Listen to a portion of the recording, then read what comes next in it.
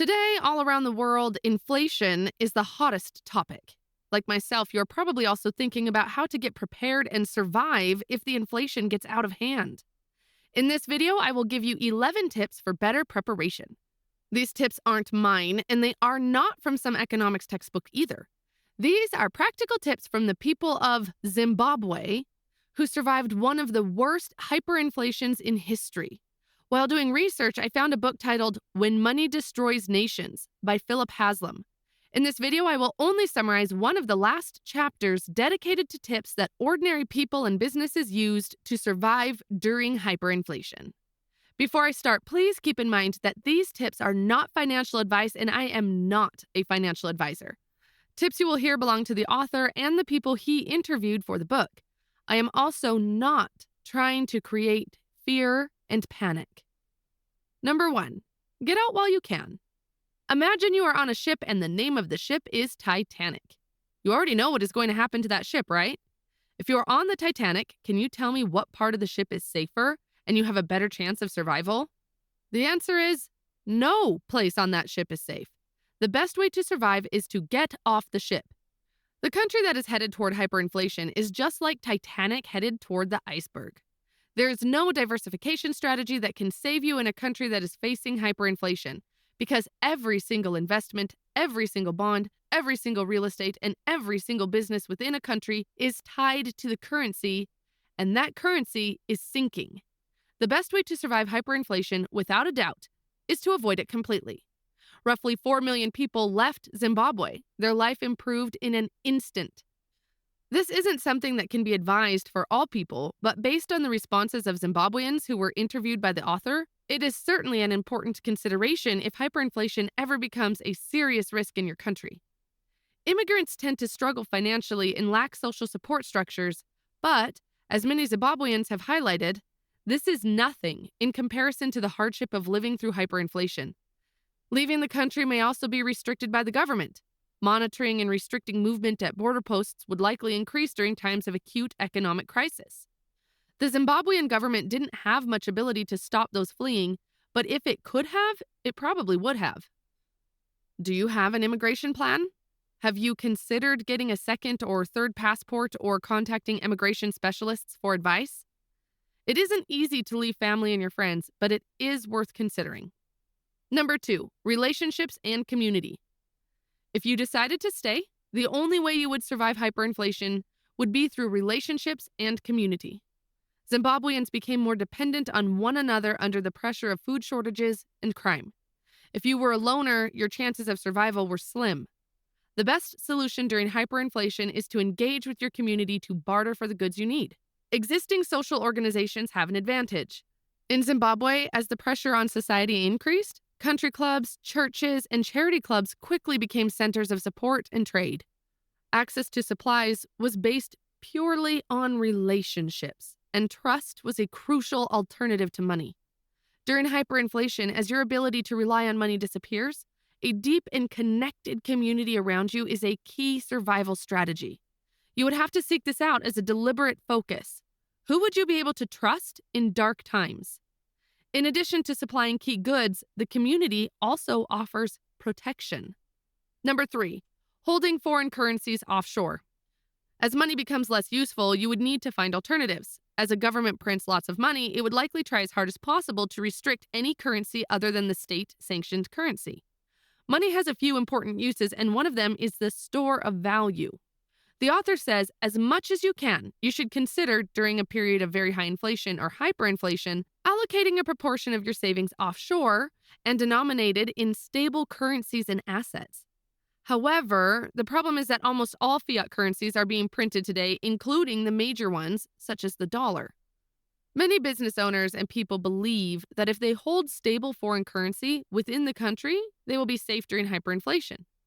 However, the problem is that the government can easily force you to convert all your foreign currencies into local currency, which is a very common thing that most governments do during high levels of inflation, especially if you run a business and you hold foreign currencies. A few days ago, I was listening to billionaire Michael Saylor, who was explaining how he lost $900,000 overnight in Argentina in his business. He had $1 million in a bank account, and the government passed a law saying that all foreign currencies must be converted to local currency. Once conversion happened, they devalued the local currency, and the local currency lost 90% of its value against the dollar. Suddenly, the $1 million in the bank account was now only worth $100,000. He lost 90% of his money. This is why holding foreign currency within the country isn't completely safe. A better strategy is to hold it offshore, outside the country. Even though holding foreign currencies offshore is better than holding them within the country, the challenging part is deciding which foreign currency to hold. Major currencies such as the dollar and euro are being printed faster than ever before, and they are rapidly losing value. Compared to small local currencies, major currencies have a better chance of surviving once the dust settles. But still not a completely safe option if you ask me. That's why I personally prefer mainly holding gold and silver offshore besides the foreign currencies. Number 4, cash.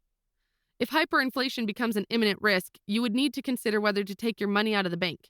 Once you have the cash in hand, you would have to try buying something that would last and could be easily traded in the near or distant future. For example, foreign currencies, gold and silver coins, fuel, or durable food.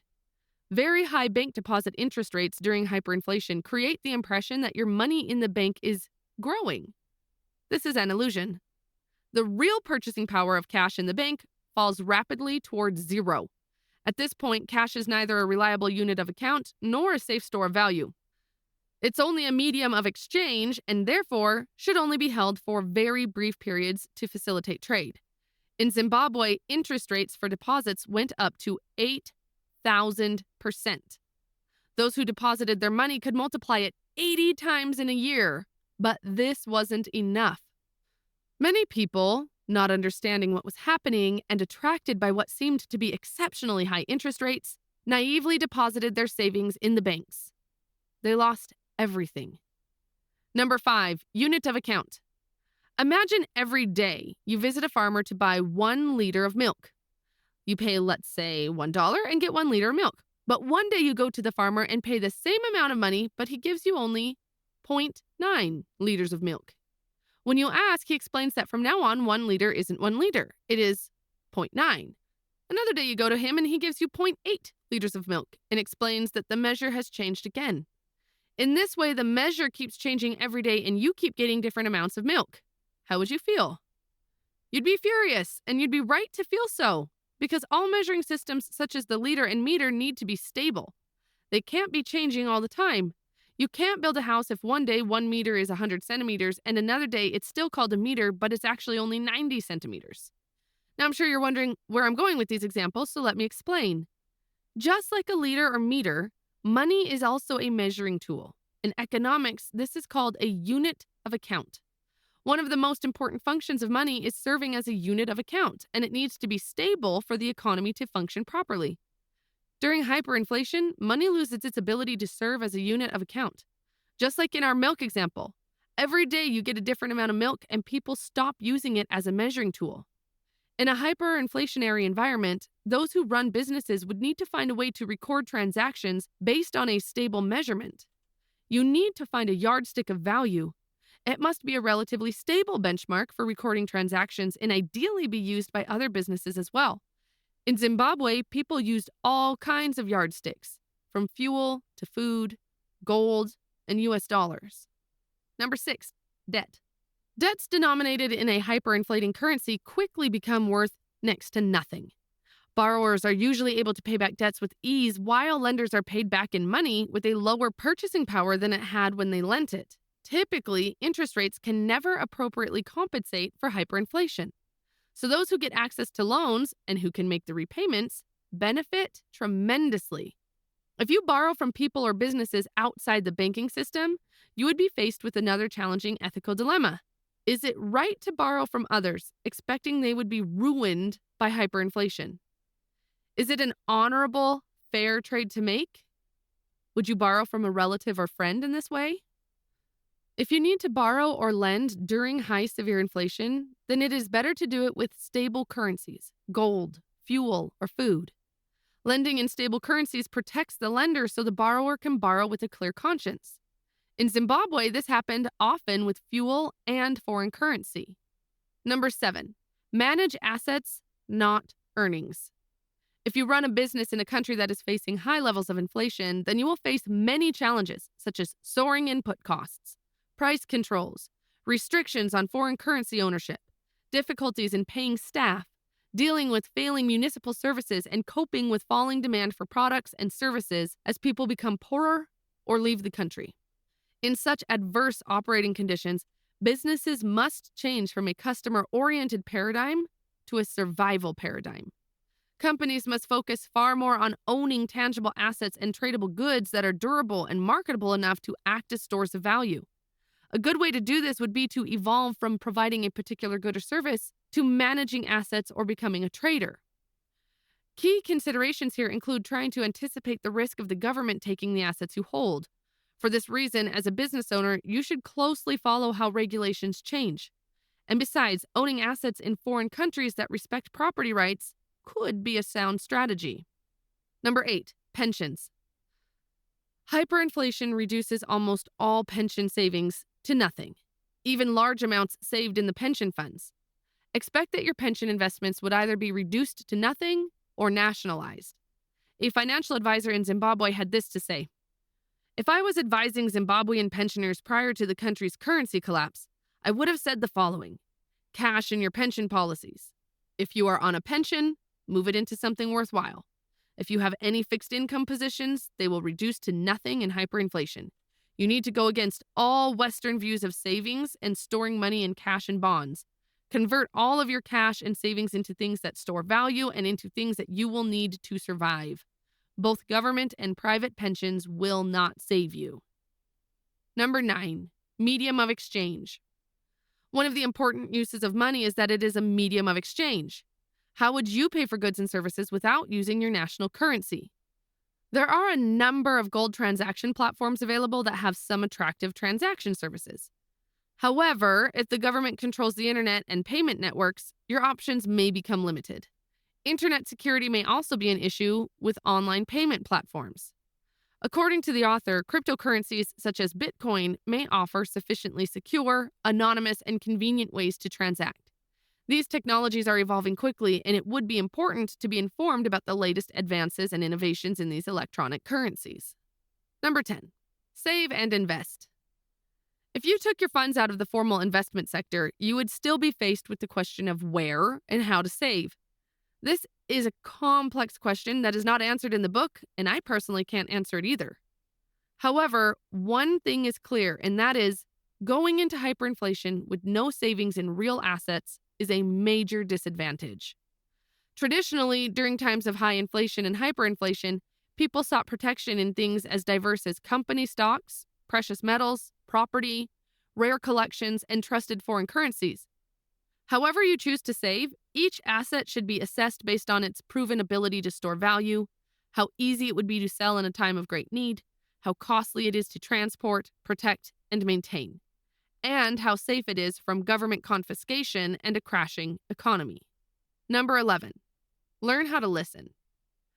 Governments use confusing language and rhetoric as powerful tools of control. You should learn how to understand statements made by the authorities.